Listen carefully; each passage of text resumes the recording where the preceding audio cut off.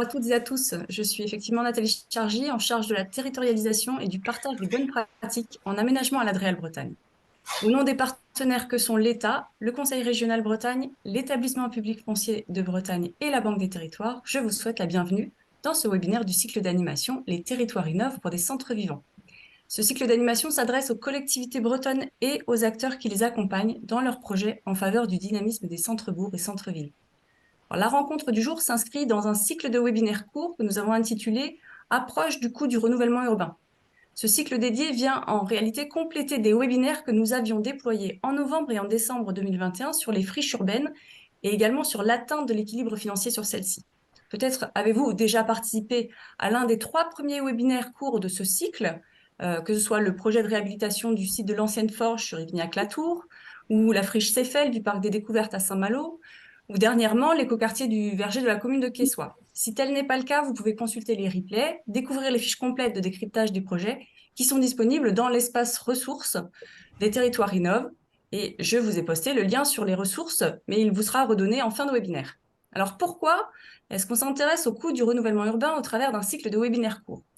Eh bien d'abord parce que l'approche financière des projets de logement en renouvellement urbain sur friche n'est pas standardisable. C'est un constat que nous avons fait et que nous partageons à chaque examen de projet. Alors l'équilibre financier qui permet de mener à bien ces projets, lui, est crucial. Cependant, il comprend des incertitudes. Et ces incertitudes, il est nécessaire de les réduire au strict minimum, et ce, dès la conception du projet, puis tout au long de sa réalisation. C'est pourquoi il nous semble important que les enseignements que l'on peut tirer de projets réalisés soient partagés pour ceux qui se lancent dans de nouvelles opérations parce qu'ils sont précieux.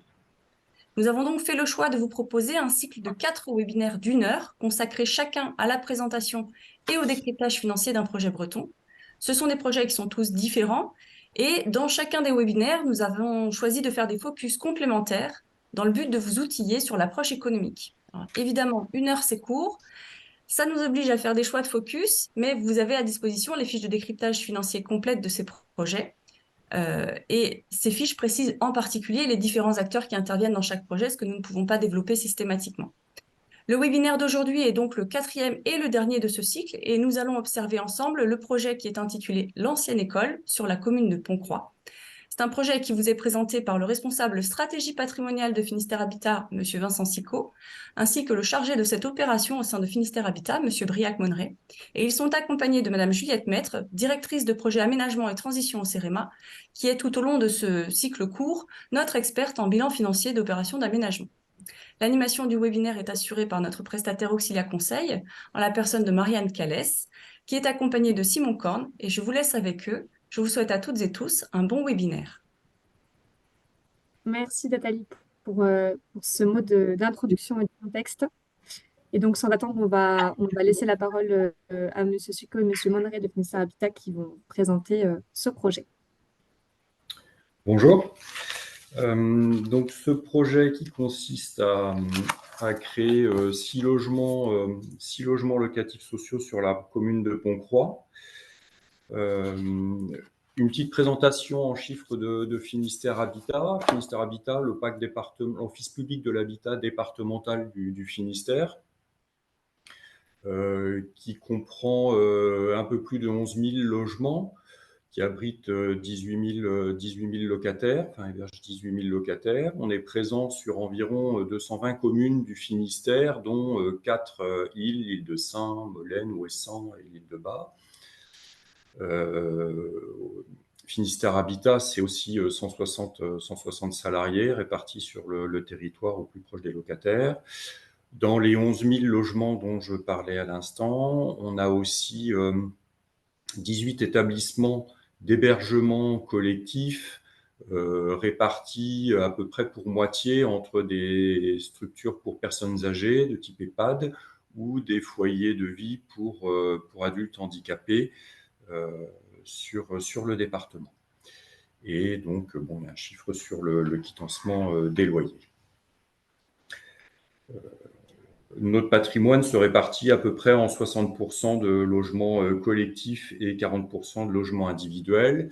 Et on a environ un peu plus de 600 logements qu'on nomme en acquisition-amélioration, c'est-à-dire qui sont implantés dans des anciens bâtiments souvent de petites communes de type ancienne école, justement, ancien presbytère, ancienne mairie, voilà, de façon à contribuer au renouvellement des communes.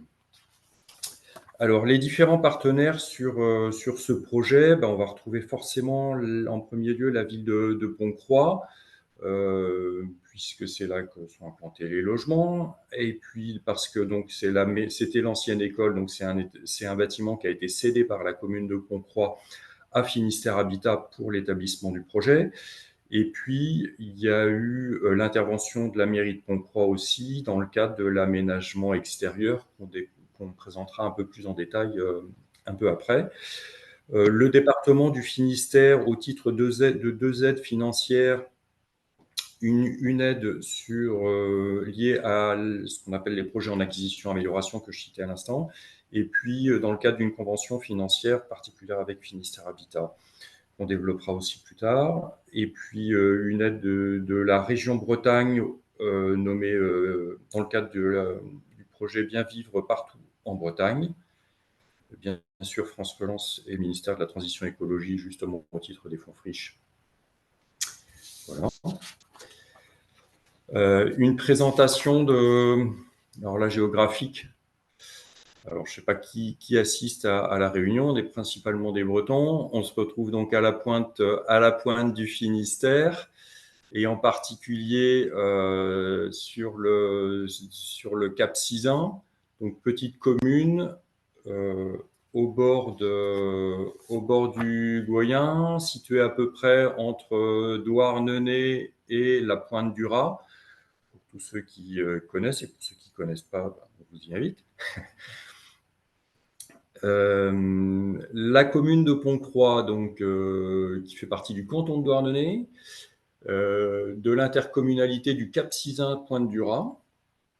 Alors, la commune de Pontcroix, c'est une petite cité de caractère, 1567 habitants au dernier recensement selon les données INSEE, zone C ou zone 3 selon le type de financement qu'on va mobiliser, donc qui relève des zones rurales en France.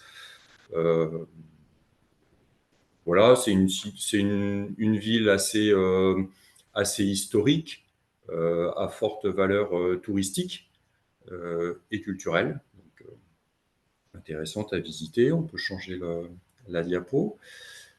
On présente là une vue aérienne de la commune où on va retrouver avec les légendes blanches les points de repère dans la commune qui vont être le centre historique. On retrouvera l'église, l'ancien séminaire, des éléments architecturaux remarquables de la commune, la place de la République, enfin de la place de la mairie, et puis un supermarché, c'est juste pour localiser la centralité du bourg. On a un axe de circulation routier qui va de gauche à droite, qui vient de Douarnenez pour aller vers la pointe du Raz.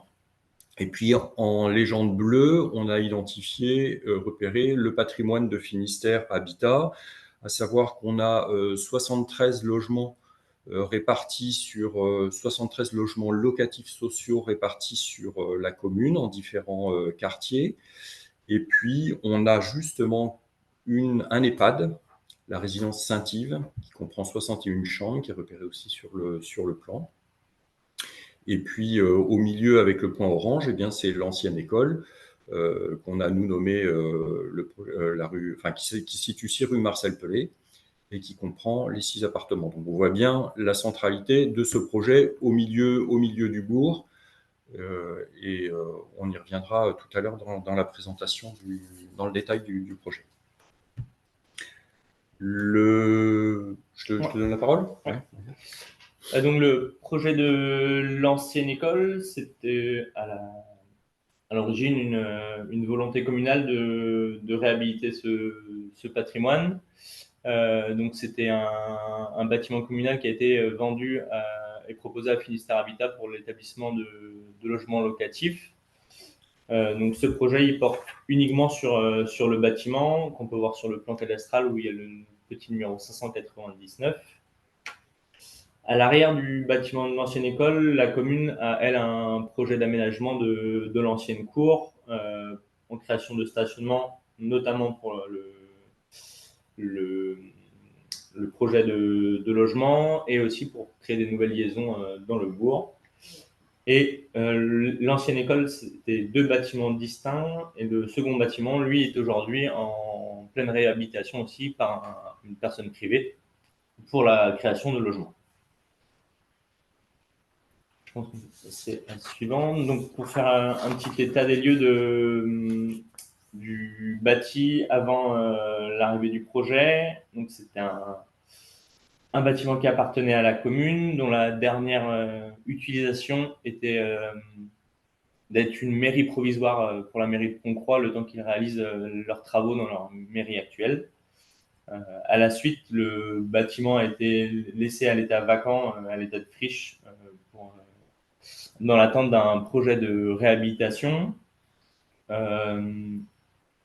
Finistère Habitat, ce qu'on a acquis et prévu le projet, on a réalisé un état parasitaire du bâtiment avant les travaux.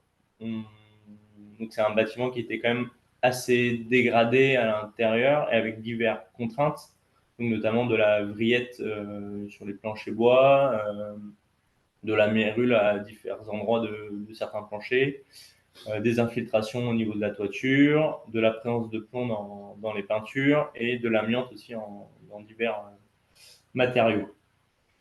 Une autre contrainte du bâtiment pour sa réhabilitation, c'est qu'il fait partie aussi d'un périmètre de zone de protection du patrimoine architectural urbain et paysager de la commune.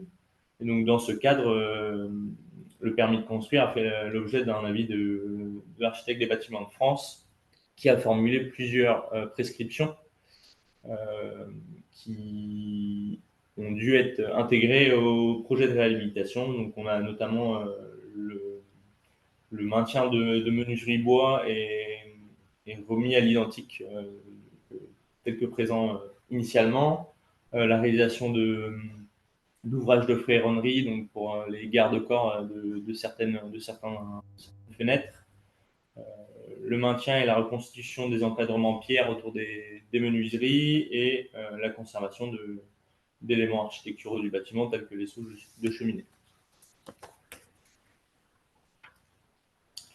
Donc dans ce bâtiment, lorsque la commune de Pontcroix nous a proposé le bâtiment, on a réalisé une étude de faisabilité, donc par l'agence d'architecture collective d'architectes basée à Brest, qui en a résulté de la possibilité de créer 6 appartements de type 3. Et donc c'est un type d'appartement qui répond à une demande locative sur la commune, donc d'un type d'appartement de petite taille.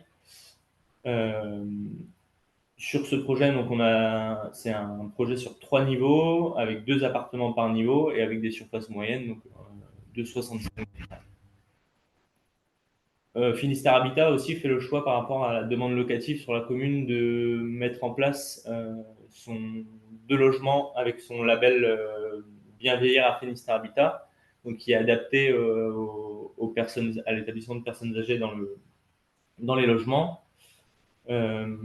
C'est un label qui est mis en place pour faciliter l'accès au logement pour les personnes âgées et notamment vis-à-vis de la situation des logements dans les communes. Il faut veiller qu'ils soient dans un espace à proximité des différents services de la commune et accessible aussi. Donc le logement est accessible PMR. Et à ce titre aussi, on équipe le logement d'un certain nombre d'équipements qui facilitent la vie et le maintien à domicile des personnes âgées, notamment avec la mise en place de volets motorisés, de boutons de commande à hauteur adaptée, d'équipements sanitaires comme des bacs à douche sans ressaut ou des barres d'appui qui facilitent la vie, et d'autres équipements du même type.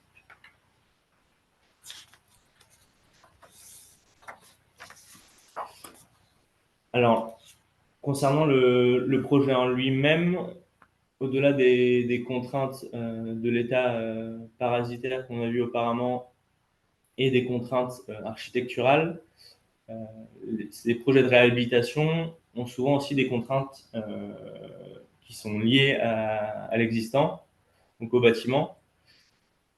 Et pour donc le bâtiment, son utilisation initiale, c'était une école, et pour le permettre de le réaménager en logement, la structure du bâtiment a dû être complètement modifiée.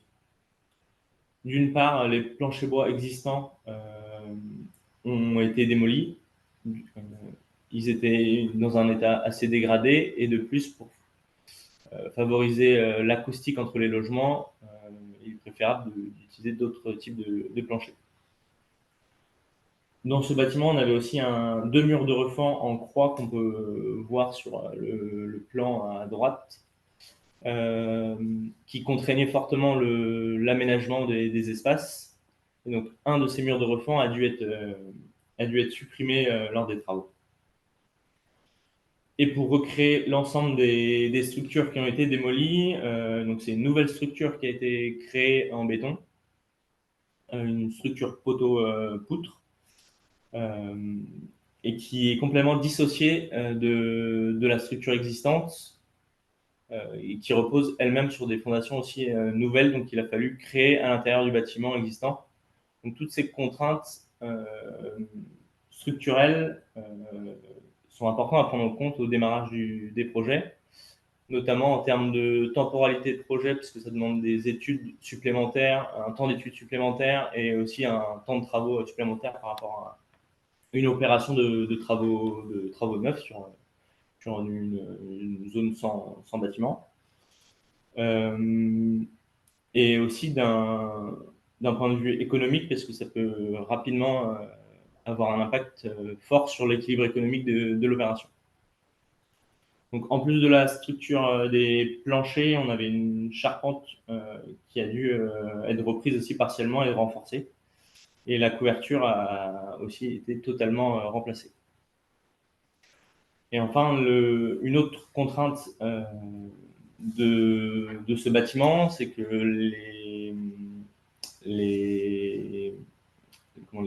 les hauteurs de plafond existantes étaient supérieures à 3 mètres, et elles n'étaient pas forcément adaptées à celle des logements standards qu'on peut avoir, qui est de 2,50 m aujourd'hui.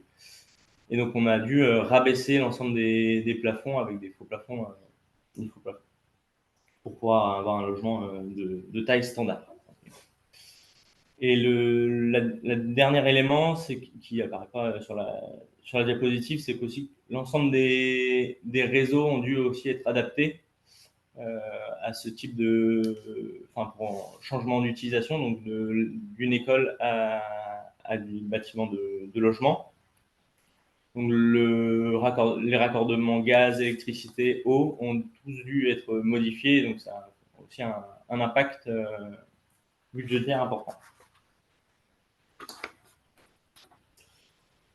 On a souhaité faire un petit rappel d'une temporalité du projet pour montrer quelles étaient les principales étapes et dans combien de temps pouvait se dérouler un tel projet. Donc, sur cette opération, le permis de construire a été obtenu en 2019,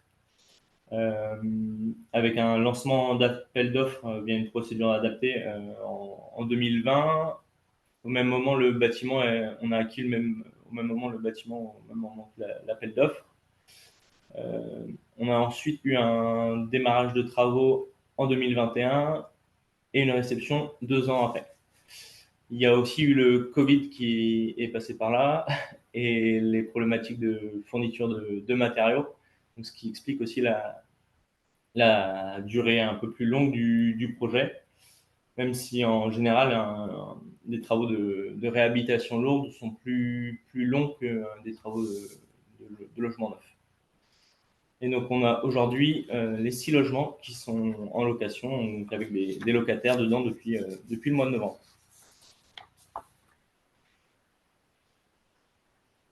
Et donc là, on a un aperçu de la façade arrière du bâtiment, donc la façade qui donne l'accès au bâtiment. On peut voir la rampe d'accès qui a été créée pour permettre l'accessibilité au logement pour les personnes à mobilité réduite, et notamment pour les 2 logements du rez-de-chaussée pour les qui sont labellisés Bienveillère à Finistère Habitat.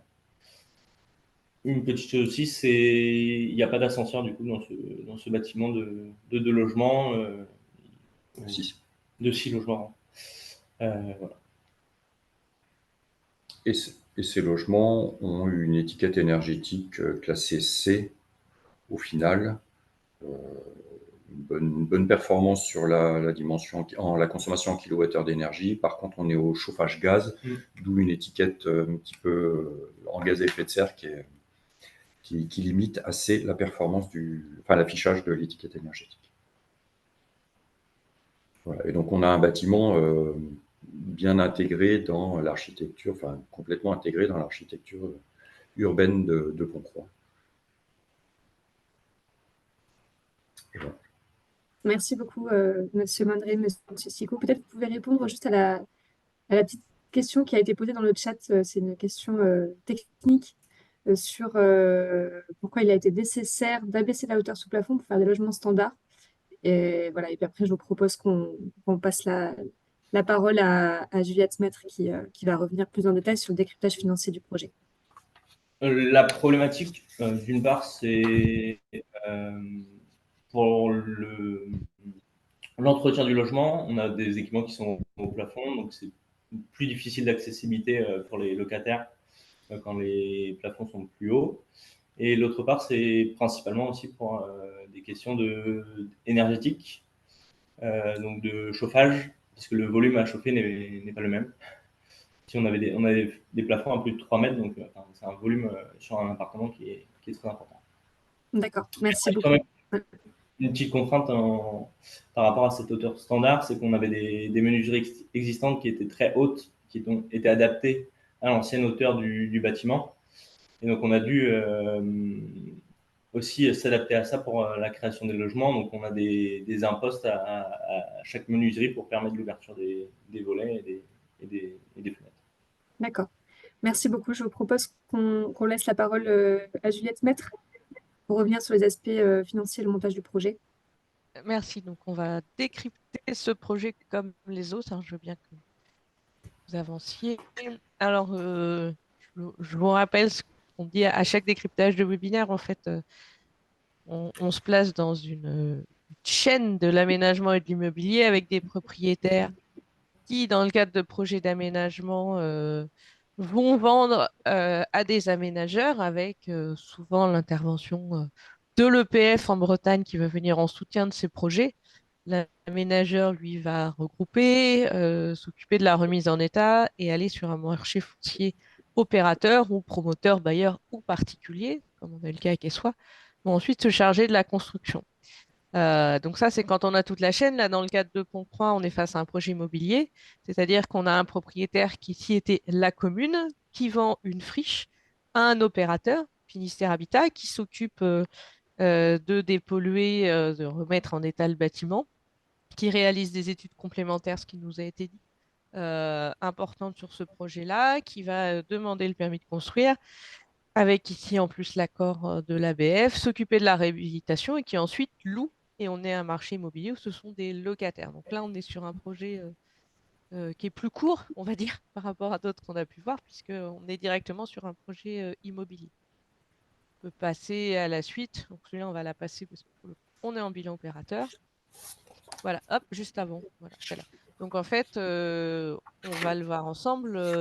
Là, on n'a pas le volet aménageur, mais on a par contre le bailleur social qui a ses dépenses et ses recettes sur lesquelles on va revenir. Donc si on regarde le bilan, on peut avancer, voilà.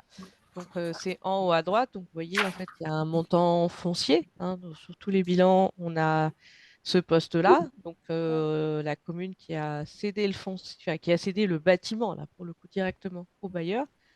Un certain nombre d'études, des travaux de remise en état liés effectivement notamment à l'état sanitaire du bâtiment, des travaux de réhabilitation avec un montant assez important qui a été pour le coup indiqué sur lequel on va revenir, et puis un peu de contribution, des honoraires de maîtrise d'ouvrage. Il faut bien payer le chef de projet qui vous a fait la présentation et la structure, et puis un certain nombre de dépenses autres, de frais financiers, de frais de commercialisation. Donc on est un projet qui atteint qui est autour de 1 100 000, voilà, quand il est actualisé, 1 150 000, 1 140 000. Et puis en face, en termes de recettes, alors là, il y a deux choses, c'est pour ça que je redonnerai la parole à Finistère Habitat, c'est qu'il y a, quand on regarde ces projets-là, il y a quelles vont être les recettes, et les recettes pour un bailleur social ou bailleur privé, c'est des loyers sur un certain nombre d'années et des subventions qui nous ont été indiquées, en fait. Et comme vous avez parlé du fonds Friche, ce projet a été aidé puisqu'en fait, les loyers qu'on compte sur 20 ans dans le cadre de l'instruction du fonds Friche ne couvraient pas l'ensemble des dépenses, et notamment du fait du coût important de la réhabilitation que vous nous avez expliqué. Je vous laisserai la parole en fin d'intervention pour expliquer ce qui est votre travail à vous, qui est le montage financier. Parce que les loyers, ils arrivent pas d'un coup, donc vous expliquez comment il s'est monté. On peut passer à la diapo suivante où je vous décrypte les coûts. Si on regarde sur le montant total, donc on voit que sur cette opération qui atteint 1 140 000, le poste travaux est un poste très important, hein, il couvre 65% des dépenses, et on a ensuite des coûts de remise en état qui représentaient 14% des dépenses. Donc la remise en état, c'était à peu près 150 000 euros. Alors sur un projet comme celui-là, c'est pas évident, je pense, pour vous à Finistère Habitat, de distinguer ce qui relève de la pure remise en état et de tous les travaux de confortement que vous faites, qui, je pense, sont comptés dans vos coûts de réhabilitation, parce qu'en fait, le projet en lui-même est important. Donc sur des coûts de réhabilitation, on est autour de 2 300 euros hors taxe du mètre carré de surface habitable, hein. Vous avez expliqué toutes les raisons structurelles, techniques et architecturales qui expliquent en fait ce coût important. Et en termes de remise en état, on est autour de presque 400 000 euros hors taxe par mètre carré de surface habitable. Alors, je vous ai mis en pendant quelques ratios qui sont issus de l'analyse d'ensemble des lauréats du fonds Friche, qui permet de voir, en fait, quand on regarde les projets du fonds Friche, on a la moitié des projets immobiliers qui ont des coûts de remise en état supérieurs à 121 000 euros hors taxe du mètre carré. Donc, on voit qu'on est sur un projet qui est plutôt sur la fourchette haute, mais qui s'explique hein, par l'état sanitaire du bâtiment que vous nous montrez. Et on peut passer à la dernière diapo. Voilà, où là, je vais laisser, pour le coup, Finistère Habitat nous expliquer le montage, le type de loyer, et puis comment vous montez ce genre de projet. Donc nous, on a une répartition qui est un tout petit peu différente, mais qui est adaptée au type de prêt qu'on souscrit auprès de la Caisse des dépôts, donc des territoires. Sur ce projet, en termes de recettes, donc on a les subventions de l'État selon le type de logement que l'on réalise. Donc ici, on avait 3 logements plus, c'est-à-dire le plus, c'est le logement standard HLM. Et on a 3 logements PLIO, donc c'est des logements qu'on appelle très social par rapport à du plus qu'on appelle plus social. Pour information, le PLIO, ça équivaut à des personnes qui ont 60, enfin c'est 60%, le plafond de ressources est abaissé de 40% par rapport au plus. Voilà. Donc on a des aides de l'État qui nous sont données via l'aide à la pierre. Comme l'a rappelé tout à l'heure Vincent aussi, on a des aides qui sont liées au conseil départemental, donc qui sont des aides qui sont soit liées au type de financement, soit au type de projet. Donc là, on a notamment une subvention pour l'acquisition-amélioration. Donc on a une subvention de la région Bretagne, donc dans le cadre du bien vivre en Bretagne. On a la subvention fonds Friche. Et on a eu également exceptionnellement une aide du conseil départemental qui via une convention financière, a aidé Finistère Habitat à réaliser l'ensemble de ces opérations qui étaient programmées jusqu'à la programmation 2022. En parallèle, Finistère Habitat contracte des prêts qui sont liés au type de logement, donc des prêts qu'on appelle PLUS, donc c'est prêts locatifs à usage social, donc PLUS, et PLAIO, c'est prêts locatifs Intermédiaire. oui, intermédiaire ordinaire, merci. Voilà. On a souhaité aussi juste faire une petite comparaison avec nos opérations par rapport à celle de Pont-Croix.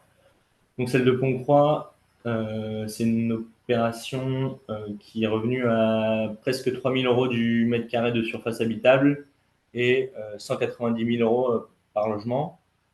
À titre de comparaison, donc pour des opérations équivalentes neuves, sur la même période avec le même type de logement et le même nombre de logements à peu près. On a fait des moyennes et pour des projets neufs, on était plus autour de 2 000 € hors taxe du mètre carré de la surface habitable.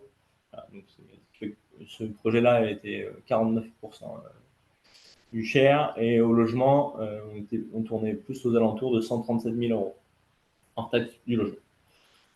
À savoir qu'aujourd'hui, avec l'augmentation des coûts des matériaux, l'ensemble de l'inflation qu'on subit actuellement, ces prix de revient se sont envolés. Ils sont plus comparables par rapport à aujourd'hui. Et ça montre bien aussi on voulait juste rappeler par rapport à par rapport à une opération de type classique, que quand même une opération de type réhabilitation amène à avoir plus de frais financiers pour le bailleur. Les loyers. Qui zoome sur les loyers. Ah oui. Et sur les loyers, donc pour cette opération, donc les loyers sont calculés selon le type du conventionnement du logement. Et donc pour l'ensemble, pour les 6 logements, donc pour les 3+, on est sur des loyers entre 284 €, 384 et 441 €. Et pour les 3 logements PLAIO, on est sur entre 322 et 371 €. Ces loyers-là relèvent de plafonds qui sont définis par les types de financement et sont bien sûr des loyers conventionnés. Oui, Merci beaucoup pour cette part. Peut-être Juliette, vous vouliez dire encore un petit mot avant qu'on passe à la session de questions-réponses? Non, mais je voulais expliquer qu'effectivement, pour les projets de bailleurs sociaux, vous n'avez pas de suspense sur vos loyers. Puisqu'ils sont conventionnés, ils sont les mêmes pour tout le monde. Donc voilà. Après, les différences, mais je pense que vous l'aviez remis, c'est la durée de vos emprunts auprès de la Banque des Territoires, qui effectivement, la Caisse des dépôts sont plus longs que ce que peut Oui, faire un particulier. Voilà. nos équilibres financiers sont calculés sur 50 ans. On Voilà, a les prêts pour les travaux sont contractualisés sur 40 ans et les prêts sur le foncier sur 50 ans. Mais en fait, nous, on ne prend pas en compte ces durées-là dans le cadre de l'instruction du fonds Friche parce que vous intégrez aussi des coûts de renouvellement urbain, de renouvellement aussi, et de gros entretiens quand vous dépassez un certain montant. Donc, voilà. C'est pour expliquer pourquoi il y a des décalages entre vos plans de financement et les analyses qu'on fait nous. On a un peu standardisé les durées de loyer pour tous les acteurs. Mais on peut passer aux questions, hein, Marianne. C'était bon. Merci beaucoup. Alors peut-être je vous propose dans un premier temps de revenir sur le rôle des différents partenaires ou parties prenantes dans ce projet. On a deux questions. Alors, c'est la Mérite Plogonec, je n'ai pas le nom prénom, mais qui vous pose cette question. Est-ce que vous pouvez revenir sur le rôle spécifique de l'EPF et de la commune dans la constitution du projet et éventuellement dans le financement? Il n'y a pas eu de rôle de Il n'y a pas de l'EPF. rôle d'EPF, voilà. Si tu peux revenir sur le schéma hop, qui est celui hop, encore, stop, voilà.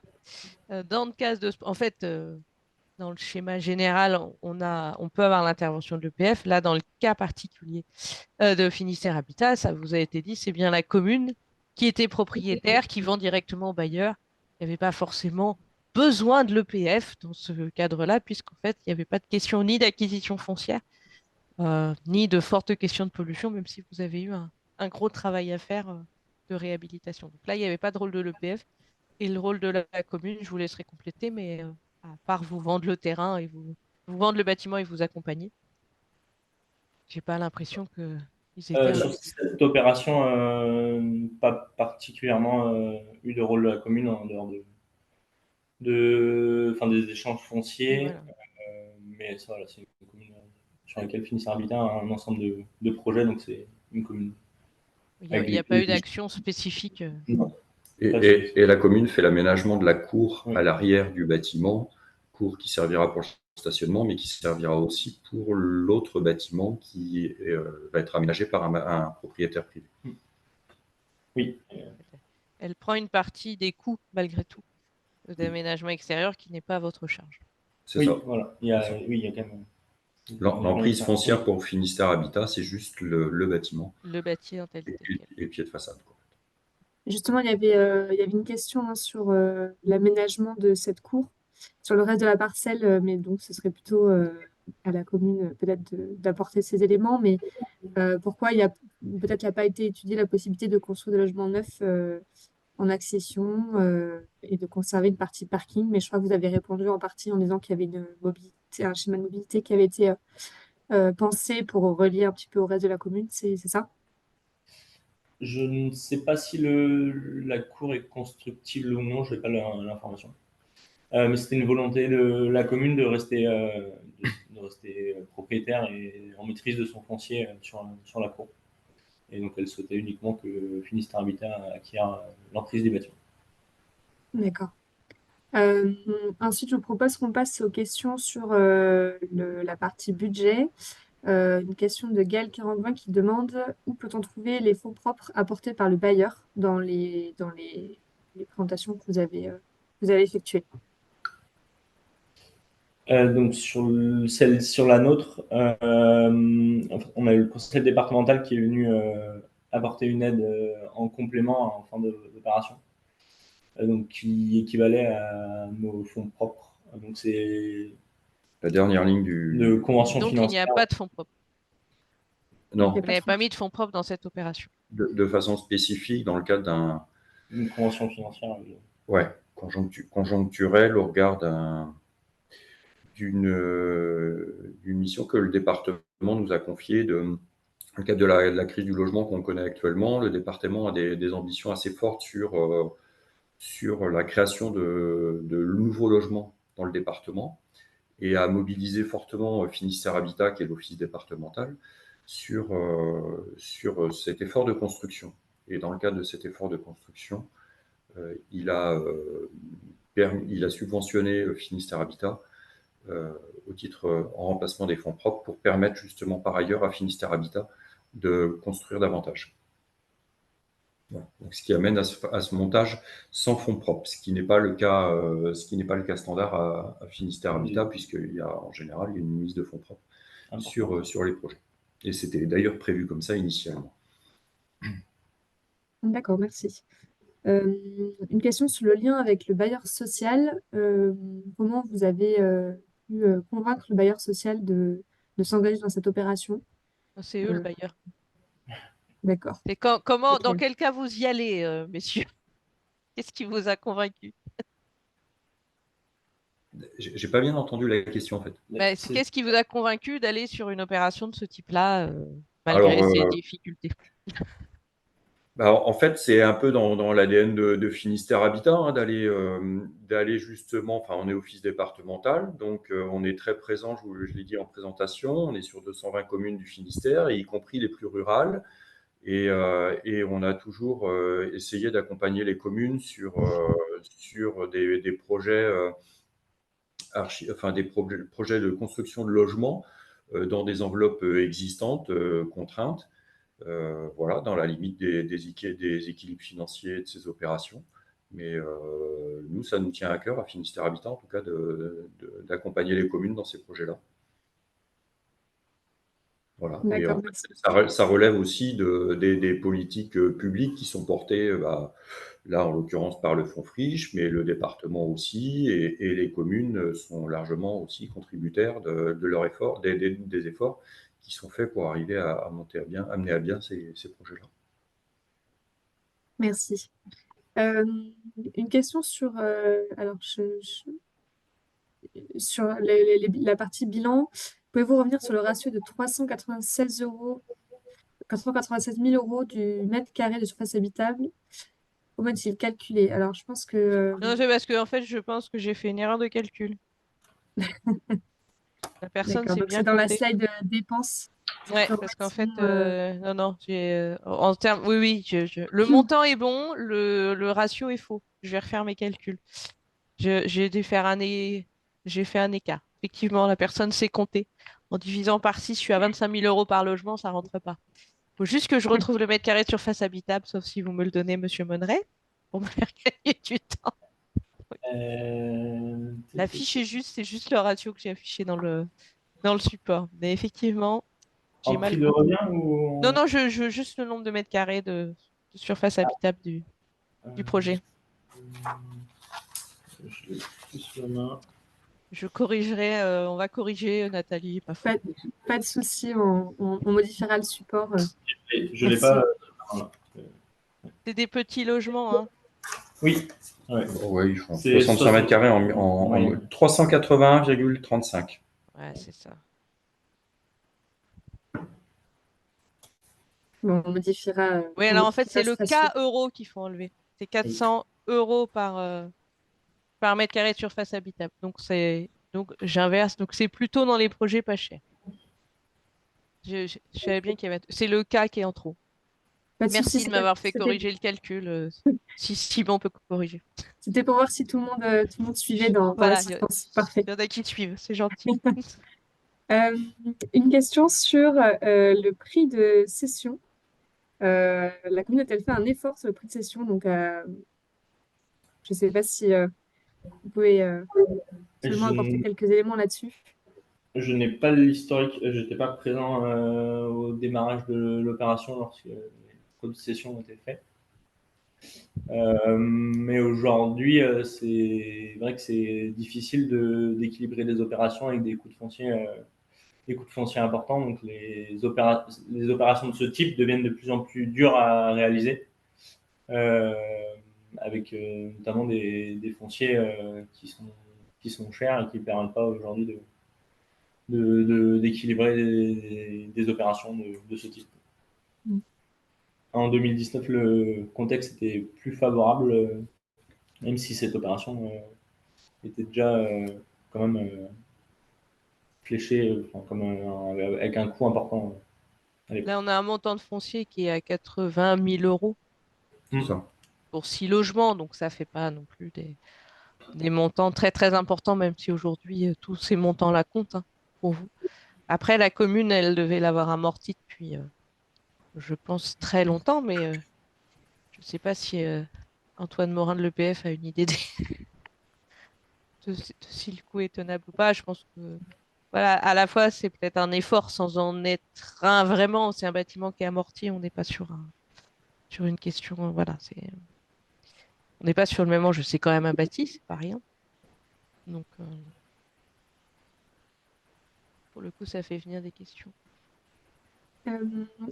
Merci. Est-ce qu'il y a alors, c'est une question sur les autres opérations de Finistère Habitat que vous avez présentées au démarrage de la présentation? Est-ce que le fait qu'il y ait d'autres opérations de Finistère Habitat moins coûteuses sur la commune a joué éventuellement dans le choix de cette opération et de votre intervention? Est-ce qu'il y a une stratégie à l'échelle de la commune Pas spécialement, disons qu'on est partenaire de Finistère de la mairie de Pontcroix depuis, enfin c'est historique en fait, on a des logements qui ont plus de 40 ans sur la commune, donc on est largement implanté, voire même plus de 50 ans sur la commune, donc on est largement implanté et on accompagne la mairie de Pontcroix depuis toujours, donc voilà, c'était logique pour Finistère Habité d'accompagner aussi sur ce projet-là. Merci. Euh, une question sur la partie réhabilitation. Alors, je pense qu'on peut traiter plusieurs questions en même temps. Est-ce qu'il y a une réflexion particulière sur la partie la plus ancienne du parc de Finistère Habitat, sur la partie réhabilitation thermique? Regarde les nouvelles normes, ça rejoint un petit peu les questions qu'on avait sur le chauffage au gaz et la petite note que vous aviez faite sur le fait que euh, seulement une étiquette C avait pu être obtenue en fin de réhabilitation. Alors, globalement, sur la stratégie énergétique, sur le patrimoine en général, elle est en train d'être écrite. Finistère Habitat, c'est des sujets qui sont au cœur des préoccupations, mais qui sont évolutifs là depuis quelques années, et on n'a encore pas toutes les bases pour mener à bien la réflexion jusqu'au bout, puisqu'il y a des contextes un peu réglementaires qui doivent encore être précisés. Là, on vient de terminer une campagne, enfin, on est en train de terminer notre campagne de réalisation de tous des DPE sur l'ensemble du patrimoine, de façon à avoir une photo de l'étiquette énergétique de l'ensemble du patrimoine. Là, ça devrait être terminé d'ici mi-avril. Voilà, donc à chaque projet, nous maintenant, on a, enfin, sur chaque résidence, on a un projet, et en particulier au regard de l'étiquette énergétique, et c'est un sujet d'actualité puisque ça va être présenté à notre conseil d'administration vendredi prochain au titre du plan stratégique de patrimoine. Donc, dans le cadre du projet, en l'occurrence, on va rechercher la meilleure performance. Il n'y a pas de réglementation thermique à proprement parler sur la réhabilitation. Il y en a sur du neuf. Pour rejoindre la question du chauffage gaz, puisqu'elle est posée, en fait, le chauffage gaz a été pris puisqu'il passait, le réseau était déployé dans la rue. Donc, en général, on vient chercher le réseau de chauffage qui est présent à proximité, même si c'est un sujet qui peut être réinterrogé au regard de la réglementation qui a évolué sur les étiquettes, enfin les DPE depuis 2021, dans la mesure où les gaz à effet de serre maintenant sont valorisés dans l'étiquette énergétique et sont plutôt défavorables. Donc, les choix qu'on a pu faire à l'époque, est-ce qu'ils seraient les mêmes aujourd'hui? Je ne sais pas. Disons qu'on analyserait peut-être le sujet un peu plus, dans la mesure où là, on voit qu'on a une étiquette énergétique qui est C, bon, qui est certes assez bonne, pour autant qui est limitée par les gaz à effet de serre. Et les gaz à effet de serre, c'est lié au chauffage gaz. Si on était parti sur des systèmes de chauffage électrique, et en particulier de pompe à chaleur, on aurait fait un saut dans l'étiquette énergétique, un saut favorable dans l'étiquette énergétique. Voilà.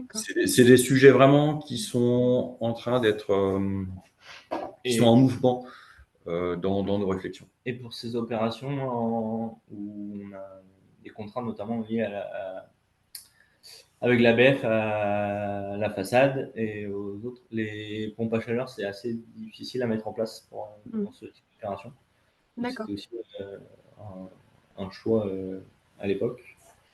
Même si aujourd'hui, il y a des innovations techniques qui permettent de réduire et de les permettre de les mettre à l'intérieur des logements et de ne plus avoir de groupe extérieur. Donc ça, c'est ce qui est souvent compliqué en secteur ABF. D'accord, et merci pour... Question aussi sur réemploi. Dans ce projet-là, il n'y a pas eu de réemploi non du.